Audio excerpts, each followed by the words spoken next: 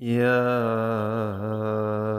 أيها الذين آمنوا اتقوا الله ولا تموتن إلا وأنتم مسلمون. Assalamu alaikum, alhamdulillah, nous continuons notre aventure, notre cheminement, notre recherche des caractéristiques des gens de la taqwa en essayant, incha'Allah ta'ala, de devenir un petit peu comme eux et d'alimenter notre cœur pendant ce mois du Ramadan avec la pleine conscience d'Allah subhanahu wa ta'ala. La caractéristique dont nous allons discuter aujourd'hui est le lien que les gens de la taqwa ont avec le don.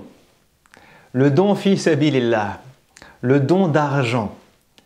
Comment est-ce que les gens de la taqwa font pour donner aux plus démunis?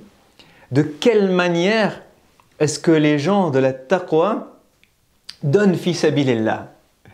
Et là, ce qui est fou, c'est que Allah dans le Coran, nous en parle à multiples reprises. Il y a beaucoup de versets qui décrivent la manière dont Allah nous demande de donner aux plus démunis.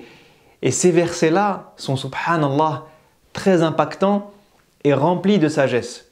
Si on voulait décrire les gens de la taqwa, on va en prendre quelques-uns, incha'Allah ta'ala.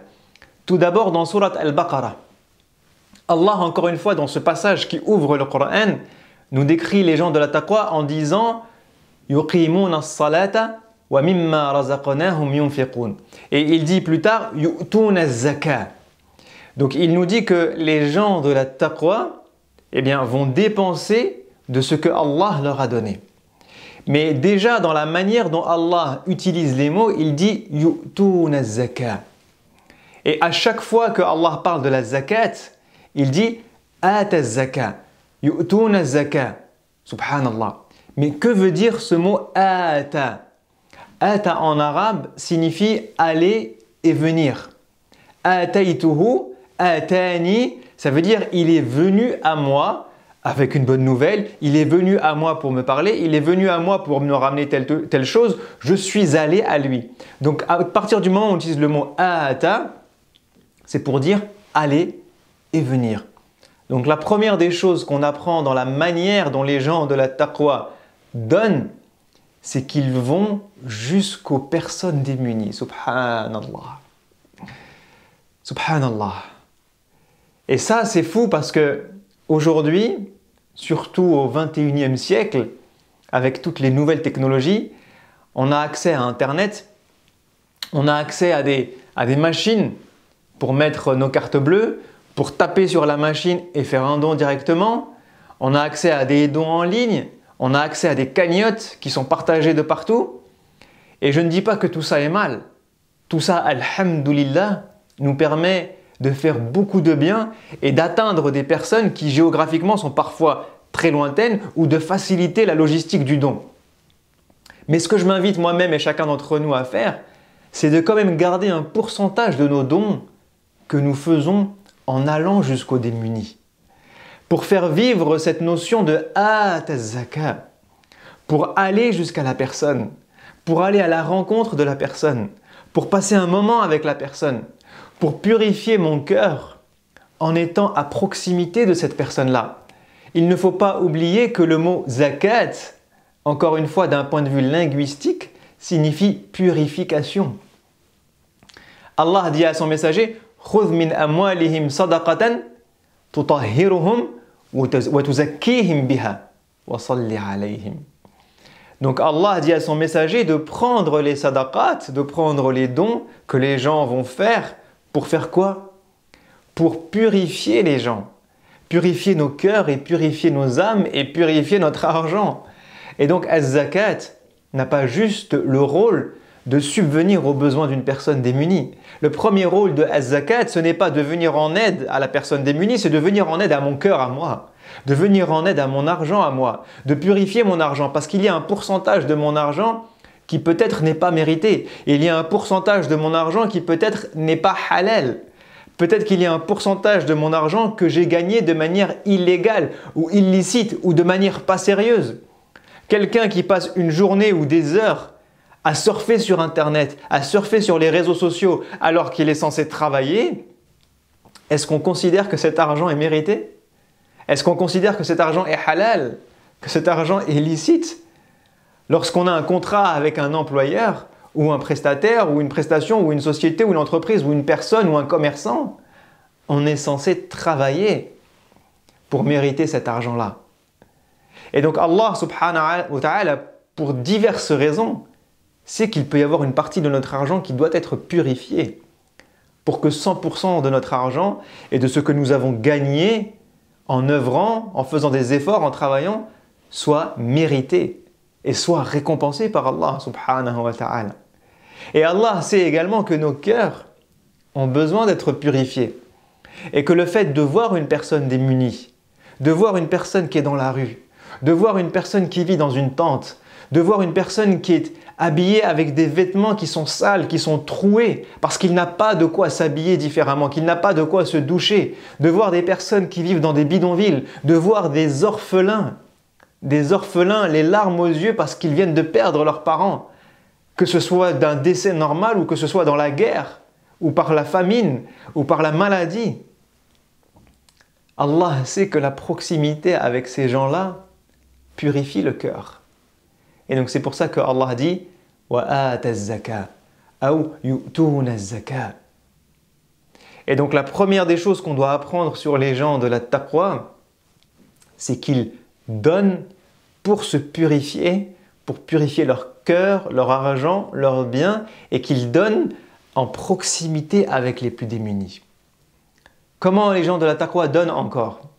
Allah, toujours dans Surat al-Baqarah, nous dit dans un autre verset وَآتَ الْمَالَ عَلَى حُبِّهِ ذَوِي الْقُرْبَى وَالْيَتَامَى وَالْمَسَاكِينَ وَابْنَ السَّبِيلِ وَالسَّائِلِينَ وَفِي الرِّقَابِ وَأَقَامَ الصَّلَاةَ وَآتَ الزَّكَاةَ وَالْمُوفُونَ بِعَهْدِهِمْ إِذَا عَاهَدُوا. Allah nous dit وَآتَ الْمَالَ عَلَى حُبِّهِ. Subhanallah. Une autre caractéristique de la manière dont les gens de la taqwa donnent. Comment est-ce que les gens de la taqwa donnent? Ils donnent avec amour. Subhanallah. Subhanallah. Ils donnent en aimant les personnes à qui ils donnent. Ils donnent en aimant l'acte de la générosité et de donner parce qu'ils adorent être généreux. Ils donnent en donnant des choses que eux-mêmes aiment parce que, comme je viens de le dire, ils se purifient. Et lorsqu'on veut se purifier, eh bien, on donne de ce qu'on aime. On ne donne pas les restes aux autres. On ne donne pas les choses que nous n'aimons pas aux autres. On ne donne pas les choses qui ne nous servent à rien aux autres. On donne les choses que nous aimons aux autres. Parce que lorsque je me sépare de quelque chose que j'aime, comme mon argent ou une partie de mon argent, eh bien je suis en train de purifier mon cœur. Je suis en train de faire un vrai acte de générosité et d'amour en donnant à autrui ce que j'aime pour moi-même. Et là, je deviens quelqu'un de meilleur. وَآتَ الْمَالَ عَلَى حُبِّهِ. Subhanallah. Et pourquoi est-ce que les gens de la taqwa font ça? Pourquoi est-ce que les gens de la taqwa donnent de cette manière-là? Parce qu'ils ont la pleine conscience d'un certain nombre de choses. Ils ont la pleine conscience du fait que, premièrement, leur argent ne leur appartient pas. Allah nous dit dans Surat Al-Zariyat, lorsqu'il parle encore une fois des muttaqin, il dit وَفِي أَمْوَالِهِمْ حَقٌّ مَعْلُومٌ لِلسَّائِلِ وَالْمَحْرُومِ. Allah nous dit qu'il y a dans leur argent une part bien connue, bien définie, qui ne leur appartient pas. Et qui est en réalité pas mon argent, mais l'argent de As-Sa'il, celui qui demande, le mendiant, ou Al-Mahroum, celui qui est privé, celui qui est démuni. Donc Allah nous explique que les gens de la taqwa ont pleine conscience du fait que oui, j'ai 100 € dans la poche, mais ces 100 € ne m'appartiennent pas. Premièrement, parce que comme il dit dans Surat Al-Baqarah, wa mimma razaqnahum yunfiqun, parce que les 100 euros que j'ai dans ma poche sont le rizq, la subsistance qu'Allah m'a donnée. C'est un bien que Allah m'a envoyé. Donc il appartient à Allah. Allah me l'a donné, Allah peut me le reprendre. Et si cet argent qui est dans ma poche, ces 100 euros, sont à Allah, alors j'ai le devoir de les dépenser comme Allah me le demande. C'est comme si un ami me donnait 100 euros et qu'il me disait « Ces 100 euros-là, ils sont à moi. Je te demande de les transmettre à un tel. Est-ce que je vais me permettre de dépenser ces 100 euros pour m'acheter à manger ?» Non. C'est une amana, c'est un dépôt. C'est quelque chose que quelqu'un m'a donné et il me fait confiance pour que je le transmette à une autre personne. Est-ce que je vais me permettre de le perdre? Sauf exception, malencontreusement, mais je vais faire très attention à cet argent qu'il m'a donné parce que ce n'est pas mon argent. Est-ce que je vais me permettre de le distribuer à qui moi je veux? Non, je vais le donner à la personne à qui il m'a dit de le donner. S'il m'a dit tu donnes ces 100 euros intacts à un tel, je vais le faire. S'il me dit tu donnes 50 euros à un tel et 50 euros à un tel, je vais le faire. Parce que c'est lui qui décide, pas moi. Et donc là, Allah nous explique que c'est la même chose avec tout ce qu'il y a sur notre compte en banque, tout ce qu'il y a dans ma poche, tous les biens que je détiens ne m'appartiennent pas. Ils appartiennent à Allah. Et c'est Allah qui me dit comment les dépenser. Et c'est Allah qui me dit à qui en donner et combien je dois en donner à chaque personne. C'est Allah qui me donne le montant de la zakat. Et donc, les gens de la taqwa ont pleine conscience du fait que leur argent ne leur appartient pas. Ils ont pleine conscience du fait que je dois donner mon argent aux personnes à qui Allah m'a dit de donner. Parce que c'est Allah qui décide de son rizq et comment il veut qu'il soit dépensé. Et c'est pour ça qu'il dit « les sa'ili wal mahroum ». C'est pour ça qu'il nous parle des démunis, des orphelins, des voyageurs. À l'époque du prophète sallallahu alayhi wa sallam, d'une révolution, des esclaves. L'islam invitait les croyants à l'époque à payer le prix des esclaves pour les rendre libres, pour libérer les gens qui étaient réduits à l'esclavage, pour qu'ils deviennent des hommes libres, libres de croire, libres d'agir, libres de travailler, libres de se marier, libres de faire du commerce, libres de vivre. C'était un des pans de la zakat et un des pans importants de sadaqat à l'époque où l'esclavage existait encore. Donc c'est Allah qui décide où cet argent doit être dépensé. Les gens de la taqwa ont pleine conscience, comme je l'ai dit, du fait que ce don est une purification pour mon cœur, pour mon âme et pour mes biens. Et qu'en vérité, ce n'est pas le démuni qui a besoin de moi, c'est moi qui ai besoin de lui. Wallahi, c'est nous qui avons besoin des plus démunis. Parce que lorsque je donne aux démunis, je gagne des hasanats. Je purifie mon cœur, je purifie mon argent. Je rends mon argent que j'ai gagné dans mon travail 100% halal. J'accomplis mon rôle de zakat. J'accomplis mon rôle de citoyen dans la société en aidant les personnes qui sont autour de moi. Je deviens quelqu'un d'utile à la société. Je deviens quelqu'un de généreux et je m'améliore. Subhanallah, je me rapproche de Dieu, je me rapproche de Dieu. On a 1 milliard de fois plus besoin de faire ce don que le pauvre qu'on croise dans la rue a besoin de le recevoir, wallahi. Parce que lui, quand il est privé de nourriture, il est privé de vêtements, il est privé de choses matérielles. Moi, ce dont le don me prive, lorsque je ne donne pas, je suis privé de hasanat.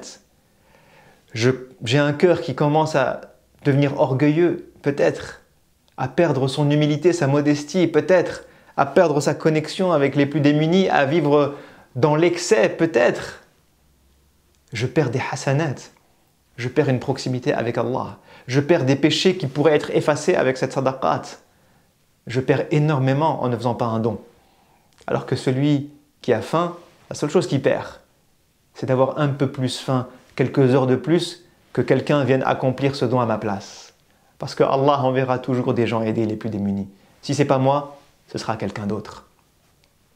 Les gens de la taqwa ont pleine conscience du fait que mon argent ne diminue pas avec les sadaqat.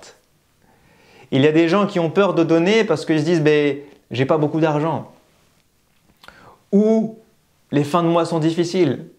Ou si je donne 1 euro, ça va, mais si je donne 10 euros, ça commence à être conséquent. Si je donne 50 euros, c'est beaucoup. Si je donne 100 euros, c'est énorme. Si je donne 1000 euros, c'est la catastrophe. Comment je vais vivre? Mais le prophète sallallahu alayhi wa sallam nous informe que l'argent ne diminue pas. Votre risque ne va pas diminuer. Et subhanallah, on voit des exemples de gens qui ne donnent pas et qui perdent leur argent et leur épargne, qui partent dans des bêtises, ou qui partent dans des épreuves, ou dans des voitures qui tombent en panne, ou dans des catastrophes, ou dans des vêtements qui se déchirent, ou dans du matériel qui se casse. Et des gens qui font des dons et qui ont une baraka énorme, une bénédiction énorme, et qui n'ont pas tous ces frais collatéraux qui tombent. On voit des gens comme Abu Bakr as-Siddiq qui est capable de donner toute sa fortune fi sabilillah et dont toute la fortune décuple après l'avoir perdue, subhanallah. Vous imaginez aujourd'hui un commerçant, une entreprise qui passe de 1 milliard d'euros de chiffre d'affaires à 0. Vous dites, mais c'est la faillite totale. C'est la faillite totale pour Abu Bakr as-Siddiq. Sauf que quelques mois après, il repasse de 0 à 2 milliards. Subhanallah. Subhanallah. C'est la promesse de Dieu et la promesse de son messager. Votre argent ne diminue pas lorsque vous faites un don. Alors allez-y, ne craignez pas. Ne craignez pas pour votre subsistance. C'est Allah qui vous la garantit. Subhanallah. Les gens de la taqwa ont la pleine conscience de tout ça. Et c'est pour ça qu'ils aiment donner. C'est pour ça qu'ils ne comptent pas quand ils donnent. C'est pour ça qu'ils donnent dans la facilité et dans la difficulté. Allah, lorsqu'il décrit les gens de la taqwa dans Surat Ali Imran, il dit « Alladhina yunfiquna fis sarra'i wad darra » Ils donnent lorsque tout va bien et ils donnent lorsque tout va mal. Que les fins de mois soient faciles ou que les fins de mois soient difficiles, je donne. Et mon don a encore plus de valeur lorsque je donne dans une période de difficulté. Les gens de la taqwa, ils ont conscience de ça. Et donc ils donnent par amour, ils donnent quel que soit le moment, ils donnent avec proximité des plus démunis en allant jusqu'à la personne qui est dans la difficulté pour passer du temps avec elle et me purifier et gagner en humilité et en générosité. Les gens de la taqwa font tout ça parce qu'ils ont cette pleine conscience que nous avons décrite. Alors le conseil que je me donne et que je donne à chacun d'entre nous, encore une fois, c'est d'essayer de remplir nos cœurs. Remplir nos cœurs de l'importance du don. Et encore une fois, remplir nos cœurs de tout ce qu'il y a autour du don que nous ne voyons pas.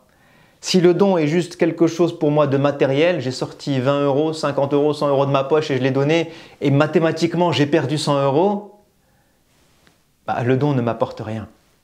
Et donc bien évidemment que je ne vais pas faire comme les gens de la taqwa. Mais si je prends la pleine conscience de tout ce que nous avons dit, alors le don sera quelque chose d'aimé dans mon cœur. Et il sera beaucoup plus facile et il sera fait de qualité auprès des plus démunis. Je vous dis à la prochaine, Inch'Allah. Assalamu alaikum wa rahmatullahi wa barakatuhu. ذلك الكتاب لا ريب فيه هدى للمتقين